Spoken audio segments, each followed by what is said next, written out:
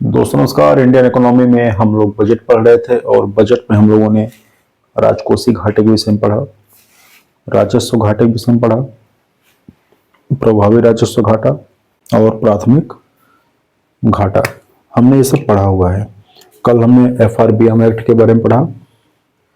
आज हम देखते हैं सरकार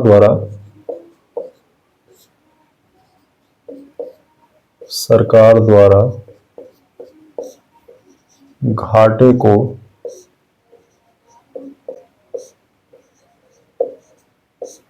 कम करने के उपाय।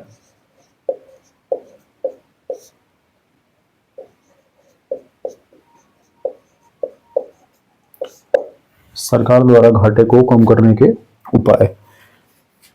तो सरकार क्या उपाय कर सकती है उसको हम जरा देखेंगे। इसे हम दो पक्षों में देखने का प्रयास करेंगे।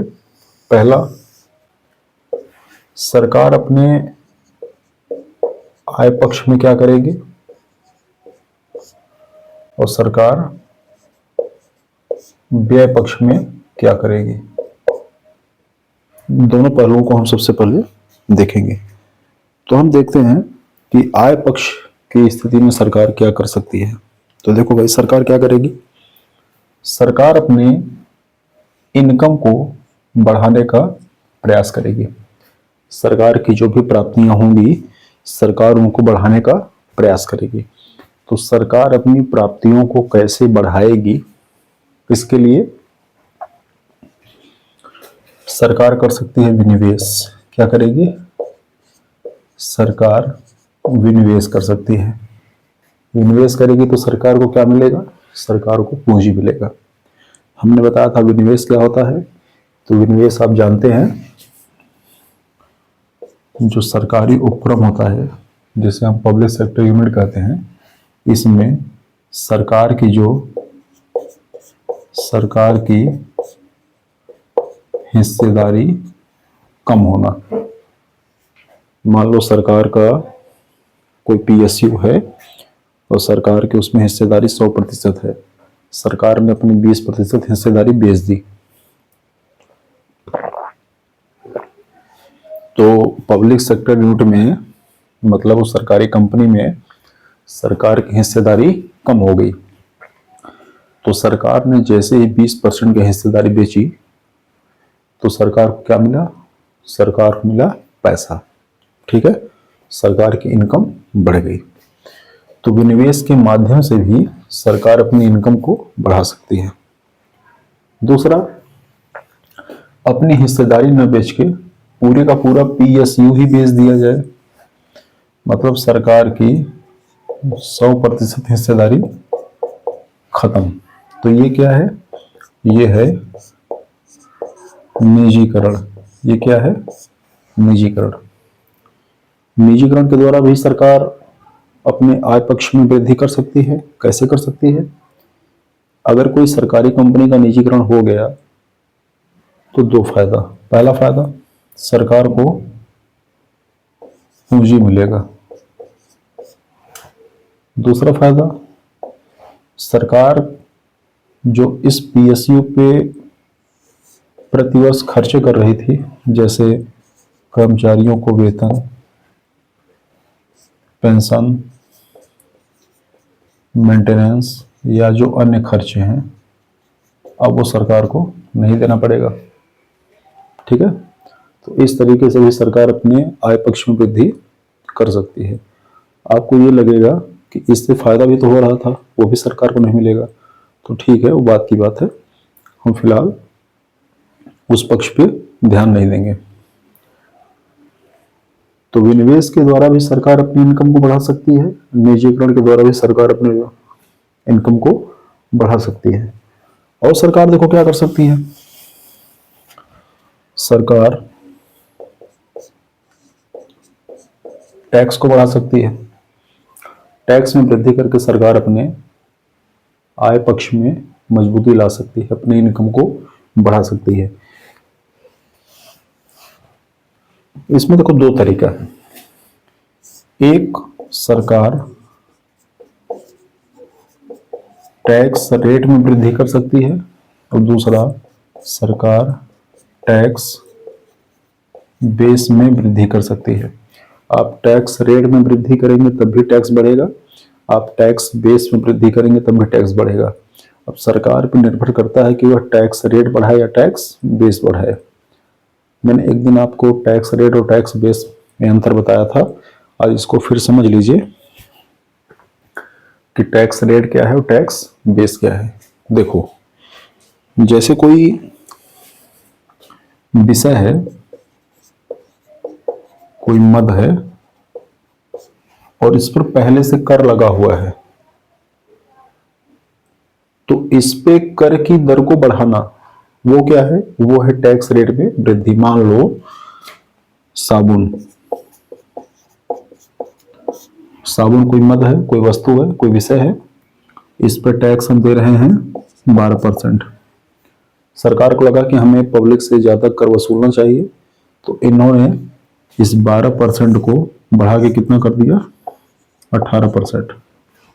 तो ये क्या है, ये है कर की अधिक प्राप्ति के लिए कर की दर में वृद्धि करना, टैक्स रेट को बढ़ाना। तो फिर टैक्स बेस क्या है, ऐसा कोई भी वस्तु, ऐसा कोई भी मद, ऐसा कोई भी विषय जिस पे टैक्स नहीं लगा है लेकिन उसे टैक्स की दर में लाना, वो क्या है, वो है टैक्स बेस में वृद्धि करना। जैसे मान लो नमक है, नमक पर टैक्स नहीं है, सरकार ने कहा जरा पता करो कि कौन कौन सी वस्तु है जिस पर टैक्स नहीं है, अभी सब पे तो हम टैक्स ले ही रहे हैं, देखो कुछ छूटा है क्या। तो पता चला कि नमक छूटा है। सरकार ने कहा काम करो 5% की दर से नमक पे भी टैक्स लगाओ, ठीक है। कुछ लोगों ने कहा कि जो दही बिक रही है इस पर टैक्स नहीं है, तो उन्होंने कहा काम करो दही पे भी टैक्स लगा दो 5%। 5% क्यों, क्योंकि हमें ज्यादा नहीं लगाना है, थोड़ा ही लगाना है, ताकि हमें पब्लिक से थोड़ा ही मिले लेकिन मिले, हमें उन वस्तुओं पर से भी कर मिले जिस पे अब तक नहीं मिल रहा था, लेकिन ज्यादा नहीं लगाएंगे, कम लगाएंगे, ठीक है। फिर क्या बोला, देखो आटा है ना, आटे पे भी टैक्स लगा दो, सब पे लगाओ। ये क्या है, पहले नमक पे, दही पे, आटा पे टैक्स नहीं था, अब लगाया गया है। तो ये क्या है, ये है टैक्स बेस बढ़ाना, दायरा बढ़ाना। ये जैसे मान लो कोई बॉक्स है, इसमें एक वस्तु, दो वस्तु, तीन वस्तु, चार, ऐसे ऐसे करके बहुत सारी वस्तुएं रखी गई हैं, क्लियर। इस पे टैक्स है, इस पे टैक्स है, इस पे टैक्स है, इस पे है, इस पे है, इस पे है, इस पे है, इस पे है, बाकी सब पे नहीं है। तो सरकार ने कहा है काम करो इस पे भी लगा दो, इस पे भी लगा दो, इस पे भी लगा दो, इस पे भी लगा दो। ये क्या है, ये है सरकार ने अपना दायरा बढ़ाया, अपना आधार बढ़ाया, अपना बेस बढ़ाया। ये क्या है, ये है टैक्स बेस में वृद्धि करना। तो कोई भी अच्छी वाली सरकार जो होगी वो टैक्स रेट बढ़ाएगी कि टैक्स बेस बढ़ाएगी। मैंने पिछले भी क्लास में जब इसको मैंने तब बताया था, तो मैंने कहा था कि आप कमेंट बॉक्स में बताएंगे इस प्रश्न का उत्तर कि सरकार टैक्स रेट बढ़ाएगी कि टैक्स बेस बढ़ाएगी। तो देखो सीधी सी बात समझो, सरकार अपना कर राजस्व बढ़ाने के लिए ज्यादा टैक्स वसूलेगी। तो सरकार के पास दो तरीका है, टैक्स रेट बढ़ा सकती है, टैक्स बेस बढ़ा सकती है। टैक्स बेस बढ़ाने का मतलब यह है कि उन लोगों को भी, उन चीजों को भी, उन वस्तुओं को भी टैक्स के दायरे में लाना जिन पर टैक्स नहीं लग रहा था, ठीक है। और टैक्स रेट का मतलब है कि जिन पे टैक्स लग रहा था उन पर टैक्स बढ़ा देना। मान लो सरकार ने कहा कि 15 लाख तक जिनकी इनकम होगी इनको इनकम टैक्स नहीं देना पड़ेगा, ठीक है। अब पता चला कि भारत में केवल 5% ही सरकारी कर्मचारी ऐसे हैं जिनकी इनकम 15 लाख से अधिक है। तो सरकार कितने लोगों से टैक्स ले पाएगी, केवल 5% लोगों से। लेकिन सरकार को लगा कि हमें अपना टैक्स बढ़ाना है, तो सरकार ने क्या कहा? सरकार ने कहा कि ये जो 5% हैं, इनसे पहले 20% का इनकम टैक्स लेते थे, अब इसको बढ़ा के 25 कर दो। तो ये 5% लोग पहले 20% भरते थे, अब ये 25% भरेंगे। तो ये 5% लोग सरकार से नाराज होंगे कि खुश होंगे? नाराज होंगे, क्योंकि उनके ऊपर कर का बोझ बढ़ गया। तो ये क्या है? ये है टैक्स रेट बढ़ाना। जब भी आप टैक्स रेट बढ़ाएंगे तो हमेशा नागरिकों के ऊपर कर का बोझ बढ़ेगा। और किन नागरिकों के ऊपर कर का बोझ बढ़ेगा? जो पहले से कर दे रहे थे। अब हमको ये फील होगा कि यार हम लोग टैक्स दे के कोई पाप कर रहे हैं क्या?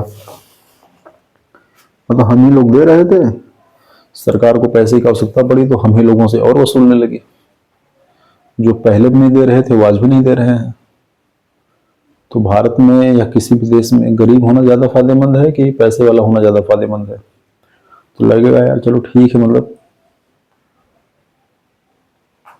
ज्यादा पैसा कमाना भी नुकसानदायक ही है। तो ऐसा व्यक्ति क्या करेगा? पैसा छोड़ देगा? नहीं, पैसा तो नहीं छोड़ेगा, गरीब बनने का प्रयास तो नहीं करेगा। तो टैक्स से कैसे बचे? तो टैक्स चोरी करेगा। क्या करेगा वो? टैक्स चोरी। टैक्स की मार से बचने के लिए टैक्स चोरी।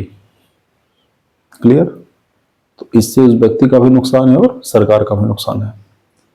दूसरा देखो तरीका क्या है। सरकार को पैसे की आवश्यकता अधिक पड़ी, सरकार ने कहा ऐसा है, ये जो 15 लाख तक हमने जो है इनकम को टैक्स फ्री किया हुआ है, इसे हम 12 लाख कर देते हैं। 12 लाख तक की इनकम पे इनकम टैक्स नहीं लगेगा, उसके ऊपर लगेगा। ठीक। अब पता चला कि 12 लाख रुपए तक इनकम पाने वाले भारत में, मतलब 12 लाख से ऊपर जिनकी इनकम है, उनकी संख्या कितनी है? 7%। ठीक है।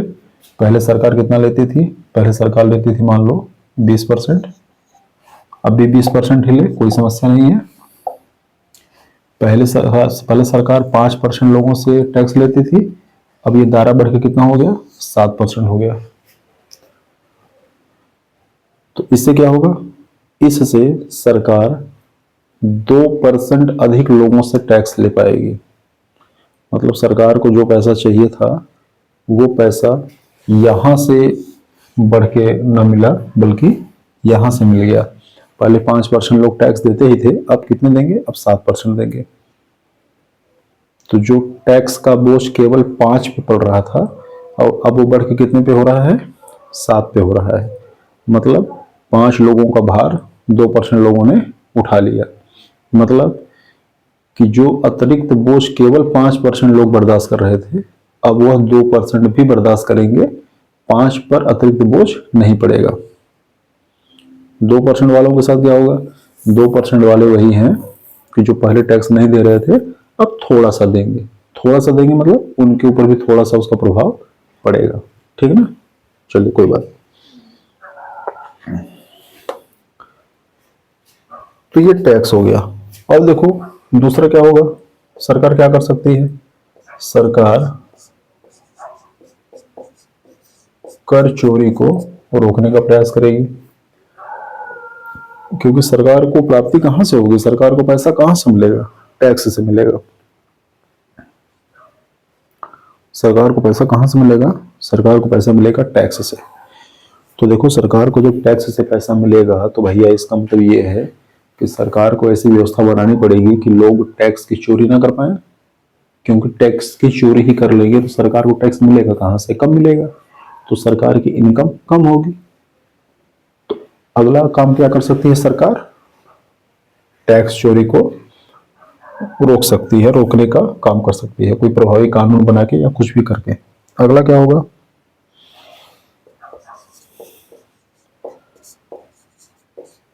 काला धन निरोधक कानून बनाकर। आपने सुना होगा पैन कार्ड, टेन कार्ड, सारे कार्ड आपने सुने होंगे। ये सब चीजें क्या है? ये इन्हीं सबसे इसका लेना देना है, ब्लैक मनी से। ठीक है।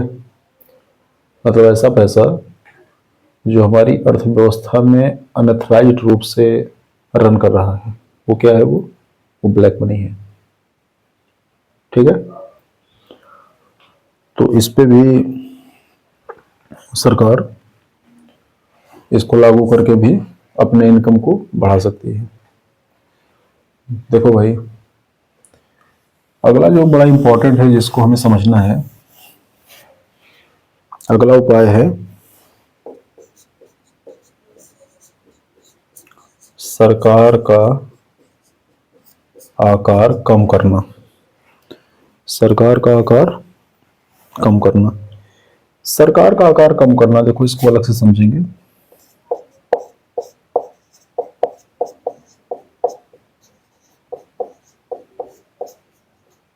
आपने सुना होगा एक बड़ा जोर शोर से दोहराया जाता है, कहा जाता है मिनिमम गवर्नमेंट मैक्सिमम गवर्नेंस। सरकार छोटा होगा और प्रशासन बड़ा होगा। देखो ये क्या है, सरकार का आकार छोटा होना। जब वाजपेयी जी की सरकार थी तो सन 2000 की बात है, 2%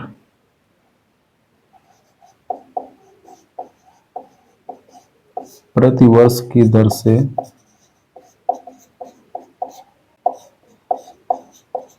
नौकरियों को कम करने का लक्ष्य था।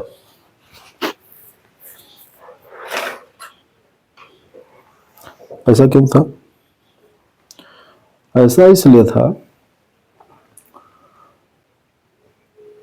क्योंकि सरकारी कर्मचारियों को जो वेतन मिलता है, जो उसके बदले में सेवा के बदले जो पेंशन मिलती है, उसका सरकार के ऊपर बोझ अधिक पड़ रहा था।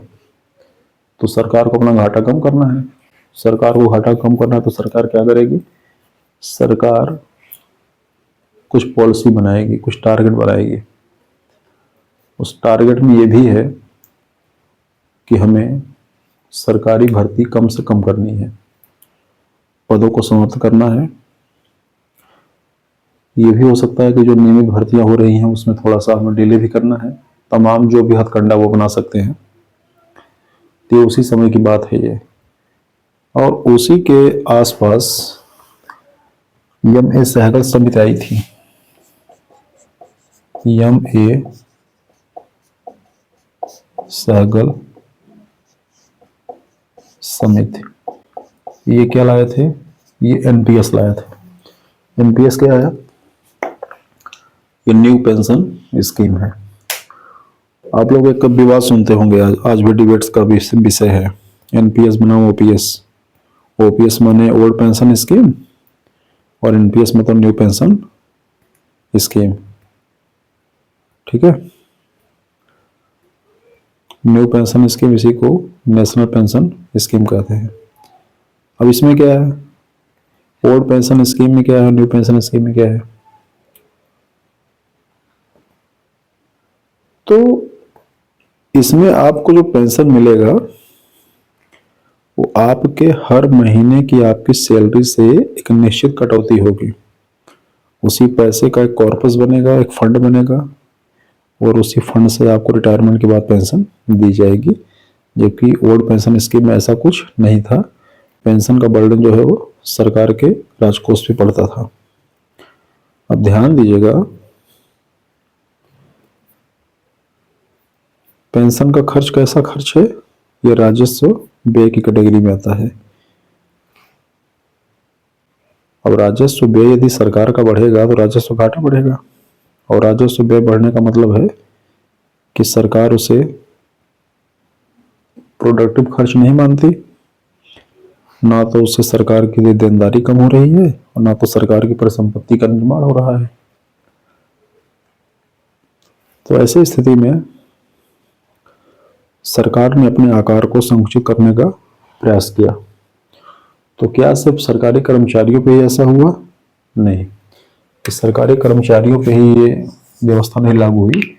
आपने देखा होगा जो भारत का 91वां संविधान संशोधन है 2003। इसमें मंत्रिपरिषद की संख्या को 15% तक निर्धारित किया गया। तो ये क्या है, पहले क्या होता था कि आप कितना भी मंत्री बना सकते हैं, कोई समस्या उसमें नहीं थी। लेकिन ज्यादा मंत्री होंगे तो क्या होगा भैया, ज्यादा मंत्री होंगे तो उनके वेतन, उनके भत्ते, उनके आवास, उनके खर्चे, तो ये भी उसी का एक पार्ट था कि सरकार के आकार को नियमित संकुचित करना, कम करना। ठीक है, तो ऐसा करके भी सरकार क्या कर सकती है, ऐसा करके भी सरकार अपने आय को बढ़ा सकती है। ठीक, चलो भाई अगला देखो। अब सरकार अपने व्यय पक्ष को कैसे कंट्रोल करेगी, तो व्यय पक्ष को भी एक बार देख लेते हैं।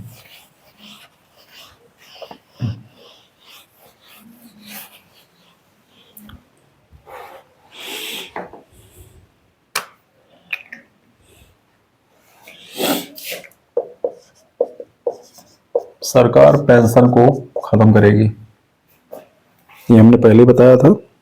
ठीक है, पेंशन को खत्म करेगी तो सरकार का व्यय कम हो जाएगा। ठीक भाई, तो जब व्यय कम होगा तो घाटा भी अपने आप कम होगा। अगली बात, सरकारी योजनाओं का तार्किकरण, ये क्या समस्या है, सरकारी योजनाओं का तार्किकरण। जैसे सरकार ने कहा कि हम दिव्यांगों को 1,000 रुपये प्रति महीने पेंशन देंगे, तो सारे दिव्यांग लाइन में लग गए। फिर सरकार को ध्यान में आया, अरे तो बजट बहुत ज्यादा हो रहा है। अच्छा काम करो, जो 40% से ऊपर के दिव्यांग होंगे ना, उन्हीं को हम 1,000 रुपये प्रति माह देंगे। इसका मतलब है, इसका मतलब ये है कि सरकार ने कुछ उसे जो है क्लासिफाई कर दिया, सबको नहीं देंगे, जो 40% से ऊपर होंगे उन्हीं को हम देंगे। तो ये क्या है, ये योजनाओं का तार्किकरण है। अब मान लो भारत में 1 करोड़ दिव्यांग हैं, तो सरकार को 1 करोड़ लोगों को 1,000 देना पड़ता, लेकिन सरकार ने जैसे ही ये 40% का रिस्ट्रिक्शन लगा दिया तो ये संख्या कितनी हो गई, 20 लाख। अब केवल 20 लाख लोगों को देना पड़ेगा, मतलब ये 80 लाख लोगों का ये जो खर्चा था ये बचा कि नहीं बचा, बिल्कुल बचा। सरकार ने कहा कि हम बेरोजगारी भत्ता देंगे, तो सारे बहुत खुश हो गए, बोले हाँ हाँ चलो ठीक है, जितने लोग बीए कर लिए हैं ना सबको बेरोजगारी भत्ता मिलेगा, सबको मिलेगा, सारे लोग खुश थे। चुनाव में झोंक के वोट दिया, सरकार बन गई। सरकार बनते ही लोग गए, बोले आपने कहा था बेरोजगारी भत्ता देंगे 500 रुपये महीने, लाइए दीजिए। तो सरकार ने कहा हाँ बेरोजगारी भत्ता तो देंगे, लेकिन ये बेरोजगारी भत्ता उन्हीं बेरोजगारों को देंगे जिनका बेरोजगार कार्यालय में रजिस्ट्रेशन है, जिनका रजिस्ट्रेशन होगा उन्हीं को हम बेरोजगार मानेंगे। अब सारे लोग माथा पीटने लगे, बोले अरे ये क्या समस्या है, लाइन लग गई बेरोजगार कार्यालय में, इतनी लाइन लगी कि साइकिल टूट गई, लोगों के हाथ पैर टूट गए। लोगों ने कहा कि रजिस्ट्रेशन करा के ही मानेंगे, तो लोगों ने रजिस्ट्रेशन करा लिया। फिर गए सरकार के पास, बोले हुजूर ऐसा है, अब देखो हमने रजिस्ट्रेशन भी करा लिया है, अब तो बता दीजिए। बोलेंगे हाँ ठीक है अब देंगे। उन्होंने कहा अपने सचिव से, यहाँ आओ भाई, इन बेरोजगारों को बेरोजगारी भत्ता दे दो। तो सचिव ने एक आदेश निकाला कि देखो चुनाव की आचार संहिता 5 जनवरी 2012 को लगी थी, ठीक है, बोले हाँ सही बात है। बोले जिन्होंने 5 जनवरी के पहले का रजिस्ट्रेशन कराया है ना, वही लोग पात्र होंगे, बाद वाले पात्र नहीं होंगे। तो पता चला कि उत्तर प्रदेश में बेरोजगारों की संख्या कितनी थी? 8 करोड़। 8 करोड़ लोग लाइन में खड़े थे 500 रुपये महीने के। सरकार ने कहा कि ये 5 जनवरी 2012 के पहले जिन्होंने रजिस्ट्रेशन कराया है उन्हीं को मिलेगा। तो रजिस्ट्रेशन कितने लोगों ने कराया था? 2000 लोगों ने। सरकार ने कहा हाँ ठीक है, इनको बांटो 500, तो इनको 500 रुपये मिल गया। क्लियर? ये क्या है? ये है सरकारी योजनाओं का तार्किकरण।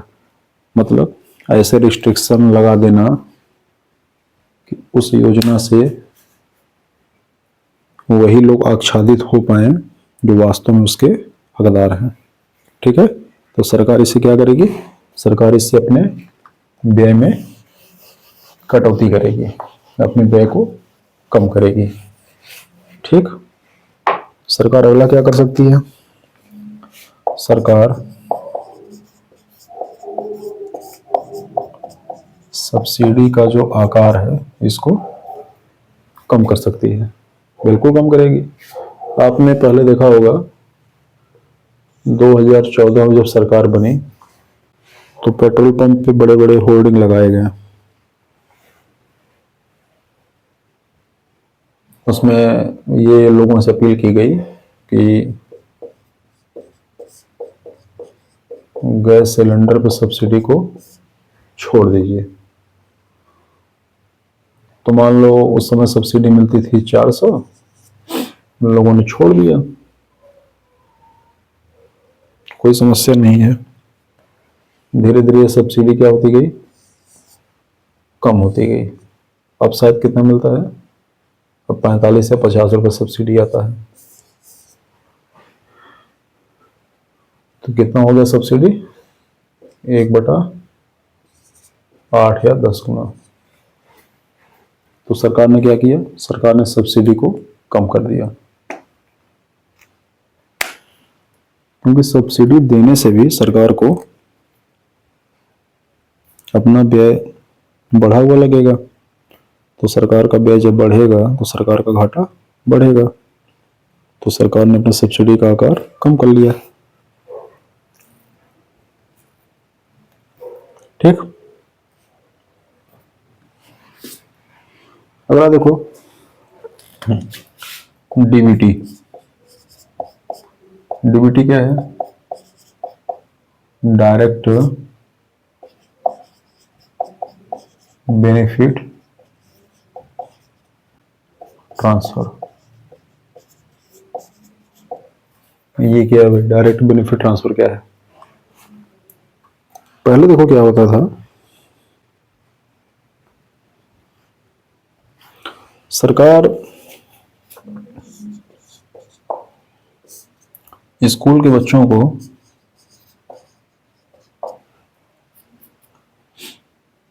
₹400 सालाना वजीफा भेजती थी।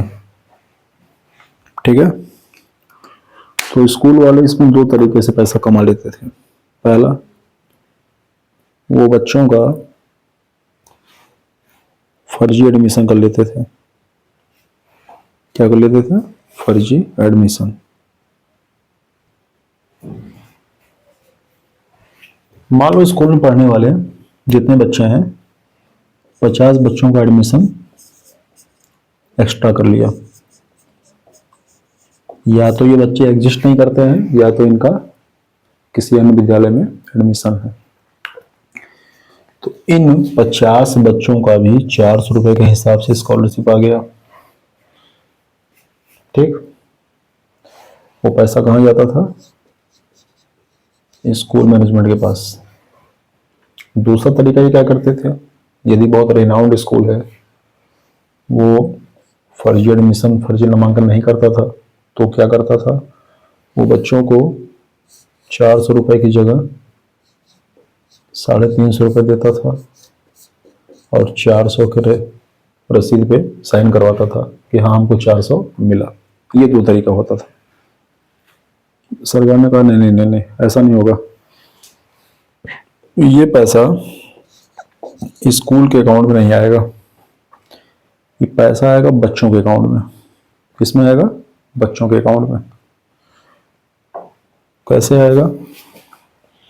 एक आपने नाम सुना होगा, JAM। JAM क्या है? आपने जनधन अकाउंट सुना है, तो J फॉर जनधन अकाउंट, मतलब आपके पास बैंक खाता हो। ए क्या है? आधार है, आपका बैंक खाता आधार से लिंक हो। M क्या है? मोबाइल है। ठीक है, अब ध्यान दीजिएगा, गवर्नमेंट ने कहा कि हम बच्चों के अकाउंट में पैसे डालेंगे। और कौन से बच्चों के अकाउंट में डालेंगे? उन बच्चों के अकाउंट में डालेंगे जिनके पास आधार हो, आधार उनका बैंक अकाउंट से लिंक हो। अब आधार से बैंक अकाउंट लिंक है, आधार से एडमिशन हो रहा है, तो एक बच्चे का एक ही जगह एडमिशन हो पाएगा, दो जगह नहीं हो पाएगा। तो जब दो जगह एडमिशन नहीं हो पाएगा तो फर्जी एडमिशन की जो समस्या सरकार झेल रही थी वो क्या हो गया? वो समाप्त हो गया।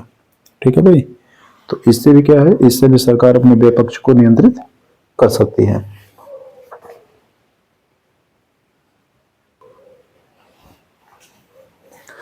आज की वीडियो में इतना ही। कल हम बजट के प्रकार पढ़ेंगे और बजट के प्रकार के बाद हम देखेंगे कि बजट को प्रस्तुत करने की विधायी प्रक्रिया क्या है।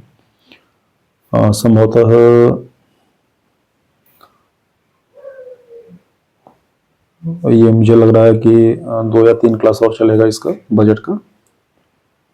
और जब ये पूरा थियोरेटिकल पार्ट इसका हो जाएगा तो 1 फरवरी को जो बजट पेश किया जाएगा उसके जो मेन फीचर्स हैं वो भी आपके सामने साझा किया जाएगा, जिससे आपका जो करंट का सेक्शन है वो भी कंप्लीट हो जाएगा। तो देखते रहिए, चैनल को लाइक करिए, शेयर करिए, सब्सक्राइब करिए। नमस्कार।